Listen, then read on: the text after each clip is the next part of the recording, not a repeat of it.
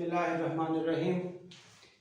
इस वक्त जो लेक्चर दिया जा रहा है that is related to multiple choice questions, यानी कि इसमें आपको सो मैनी इनइक्वालिटी के क्वेश्चंस इस तरह के होंगे जो मैनेज करते हुए टेंशन पड़ेगी, प्लस सिंपल सा एमसीक्यू बोर्ड लेवल पे एंट्री टेस्ट में पूछा जाता है, वो अब अंडर डिस्कशन है। आप कम से कम इन क्वेश्चंस को हैंडल करते हुए डिस्टर्ब नहीं होंगे इंशाल्लाह। यही बाइनोमियल थ्योरम का यूज है with the help of 1 plus x raise to power n when n is negative या फ्रैक्शन।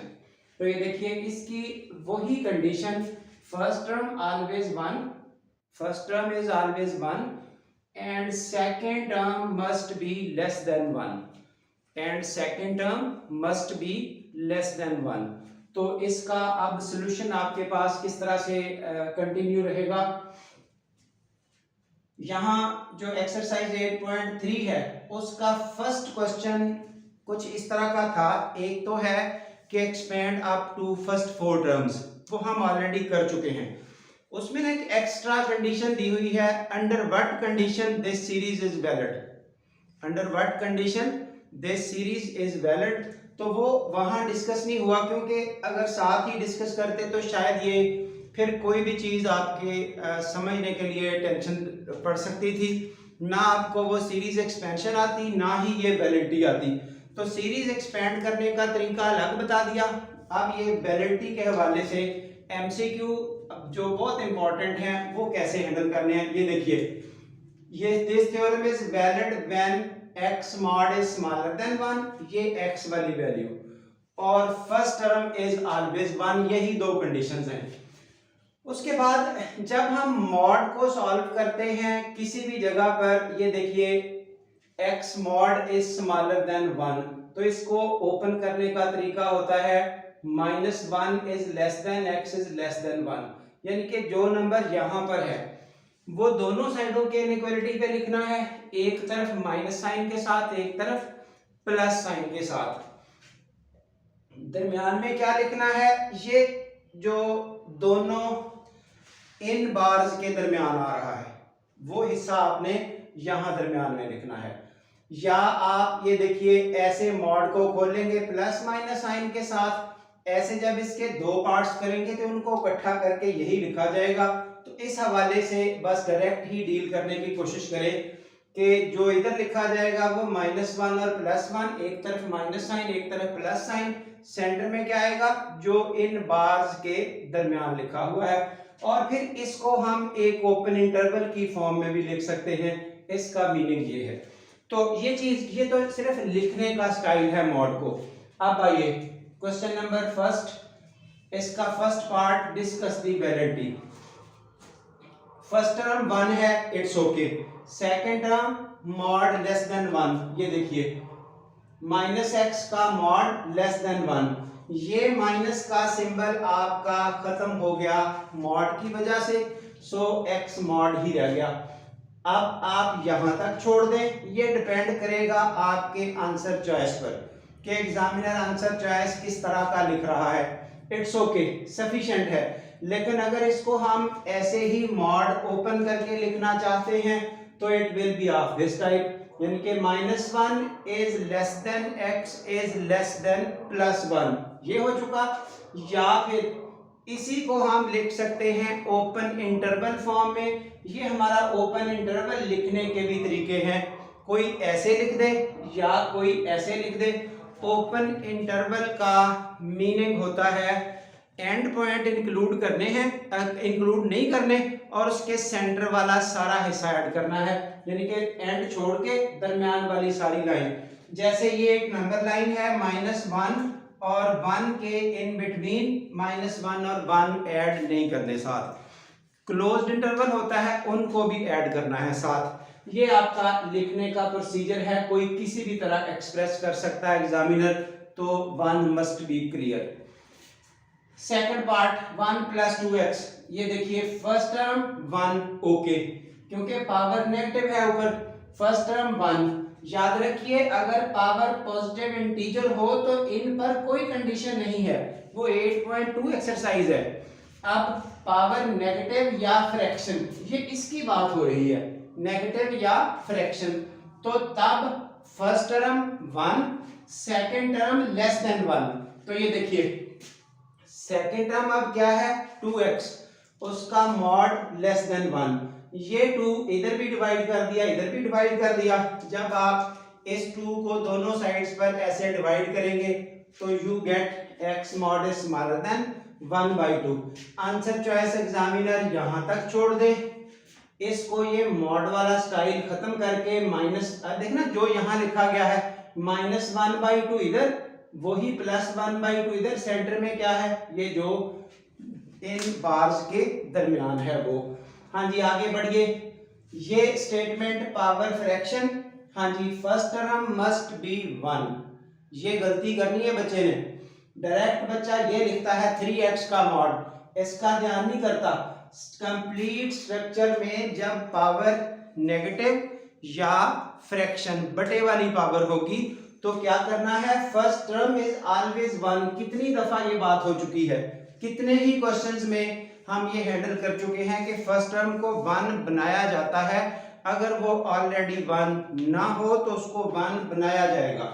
ये देखिए 4 है तो 1 बनाने का तरीका 4 कॉमन करें, कॉमन किया, ये पावर 1/2 इस पर भी आ गई, 1 - 3/4।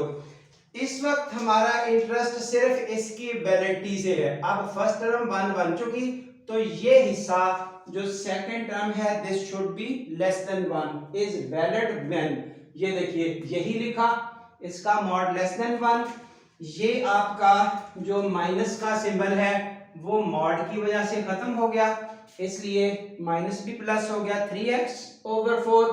और अब आप इस 4 को उधर शिफ्ट करेंगे, 3 को भी उधर शिफ्ट करेंगे तो क्या बनेगा, 3x का मॉड इज लेस देन 4, फिर x का मॉड इज स्मॉलर देन 4/3, तो that's it, x mod is smaller than 4/3, जैसे ये सिंप्लीफिकेशन करके दिखाई, दैट्स ऑल।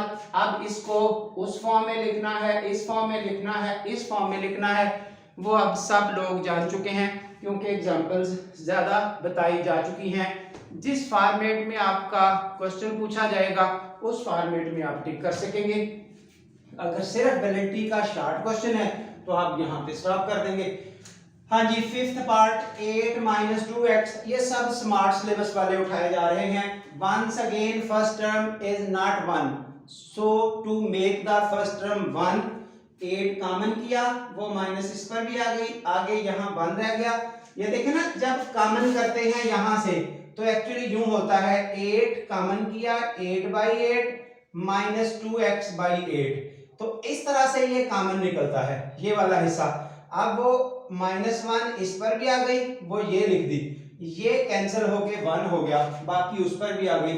और अब हमारा तो इंटरेस्ट सिर्फ इसकी वैलिडिटी से है, तो वैलिडिटी में फर्स्ट टर्म 1 हो चुकी, अब सेकंड टर्म क्या है ये वाली, माइनस का 2x/8, this should be less than 1, ये 2 भी इससे कैंसिल हो गया, माइनस मॉड में खत्म हो गया, रिमेनिंग क्या आ गया, x mod is smaller than 4। अब सिर्फ ये 4 इधर शिफ्ट होगा या 4 उधर शिफ्ट होगा तो x mod is smaller than 4।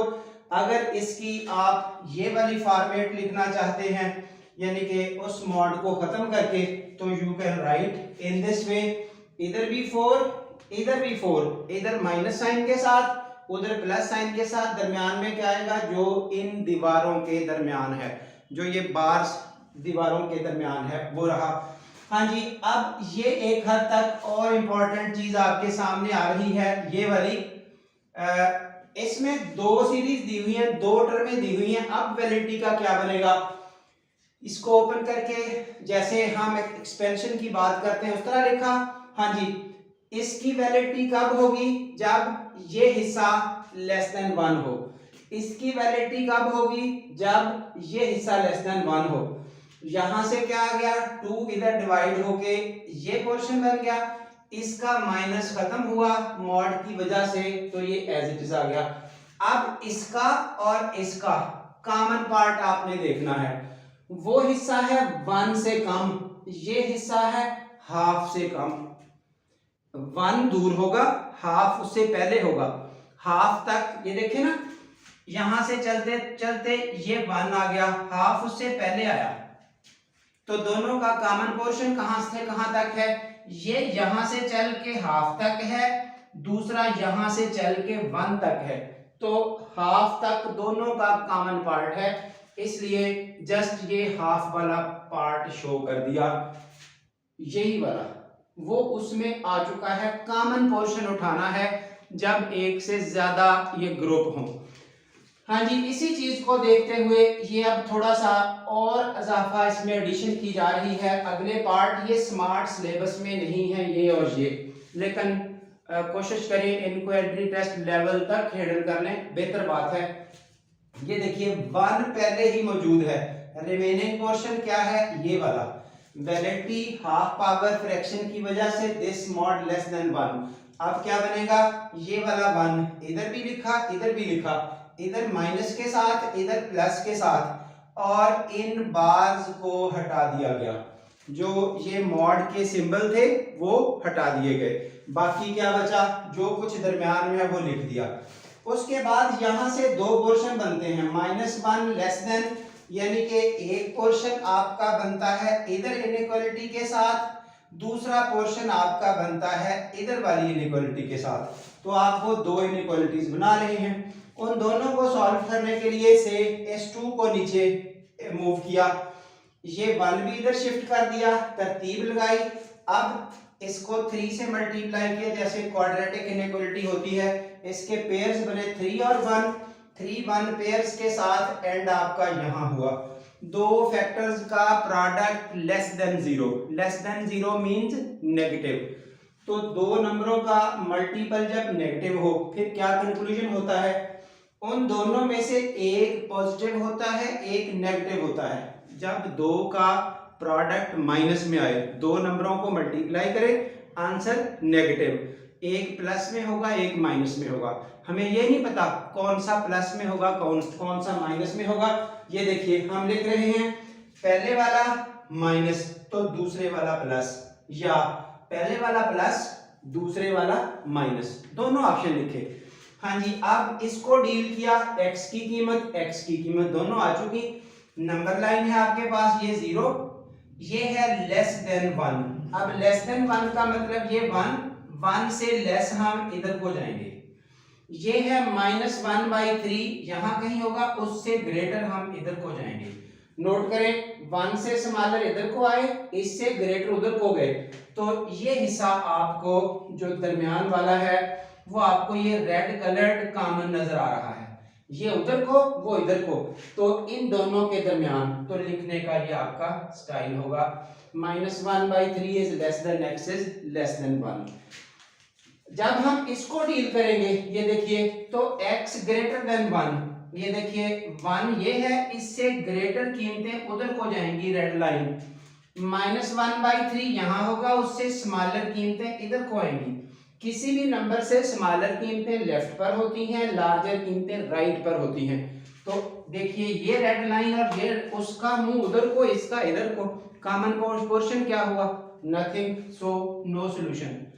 ठीक है, इस तरह से बस ये एक सॉल्यूशन रह गया, इधर ये इधर को आ रहा था, यहां से उधर को जा रहा था, इन बिटवीन ये हिस्सा कॉमन हो गया, ये इधर को ये इधर को, ये हिस्सा जो रेड कलर्ड है दैट इज कॉमन, कहां से -1/3 से लेकर 1 तक, ये प्रोसीजर है।